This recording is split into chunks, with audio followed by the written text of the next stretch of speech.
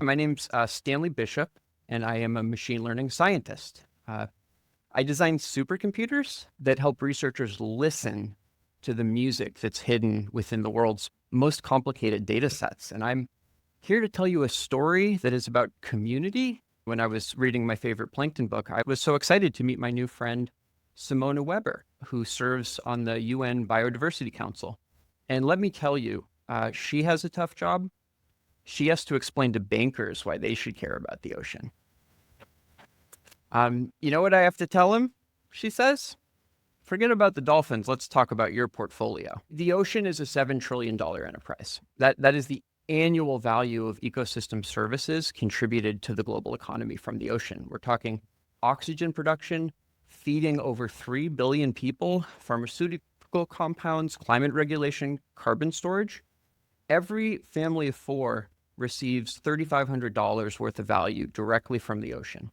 But here's a banker's nightmare. We are destroying that $7 trillion asset that has no replacement. Overfishing, acidification, warming. It's like telling shareholders you're burning down the factory. That is not a business strategy. That is bankruptcy. A year ago, Simona and I are geeking out about plankton. But then we start to think, what happens if the free lunch ends? What happens if we push the system too far and it breaks? And we're no longer the recipients of this incredible bounty. You guys remember COVID lockdown? Don't want to bum you out. This is going to be a lot worse. Remember how empty the streets were? Remember how all of a sudden it was a different world? Now imagine it's not that we're trying to stay away from a virus. We're trying to stay near oxygen.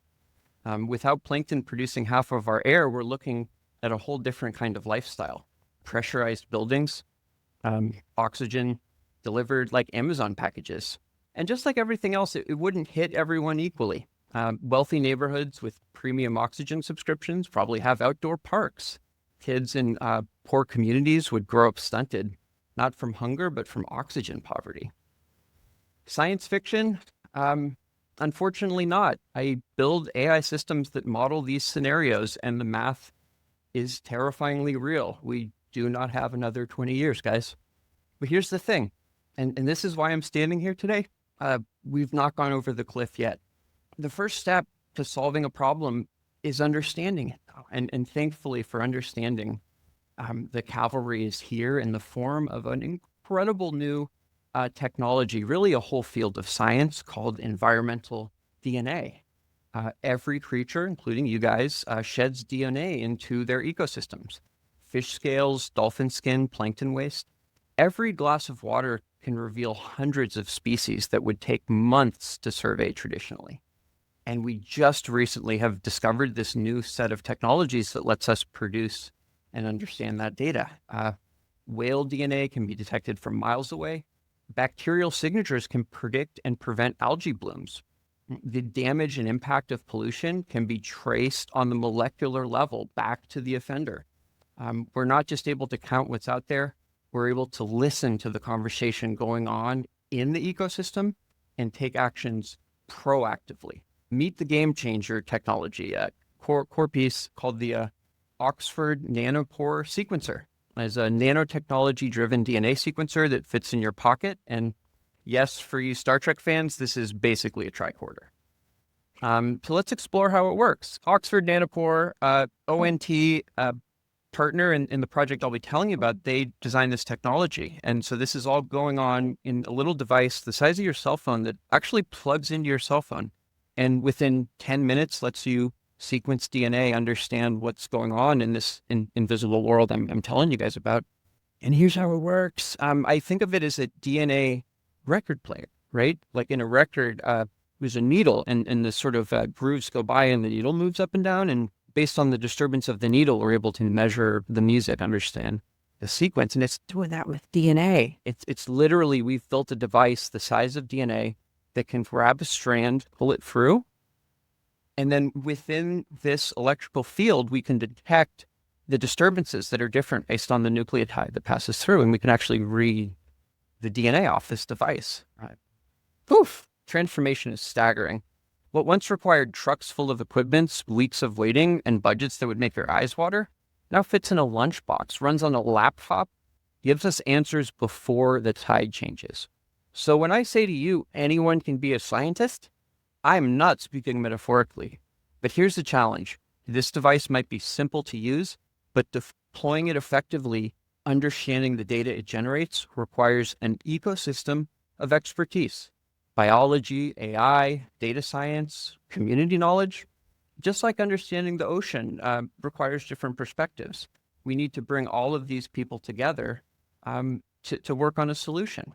So Simone and I decided to set a bigger table, a table we're calling the Marine AI Consortium. Here's the idea. If the ocean belongs to everyone, so should the tools to understand her. No paywalls, no patents, everything open source.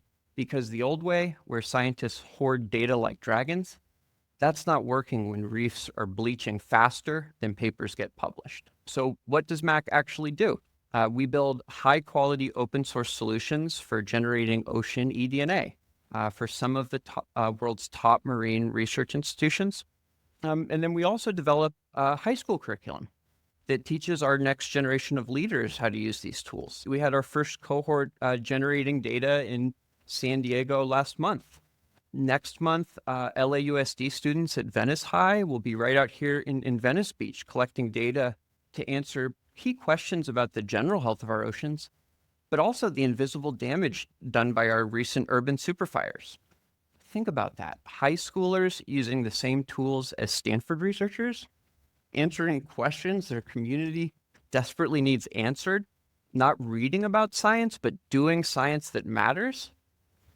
And let me tell you, this is not some feel-good STEM program. This is an emergency response. This is community resilience. This is kids showing they don't have to wait for adults to fix the problem. They can start contributing now. So this is where you guys come in. We need this in every coastal school, period. Not in 10 years, this year.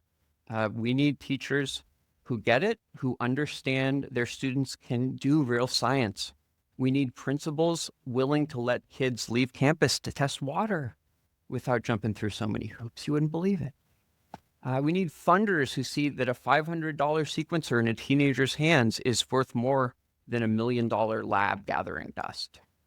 The fires showed us how connected everything is. What burns in the hills flows to the sea. What happens to the plankton happens to us all. Our kids understand this in their bones, and they just need the tools to act on it. Let's put the future they deserve in their hands.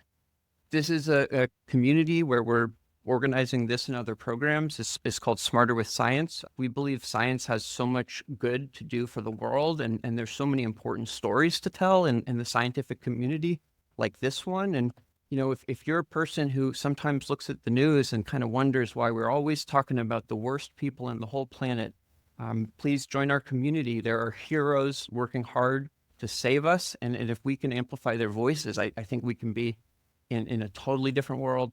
Let's go save the ocean, guys. Come on.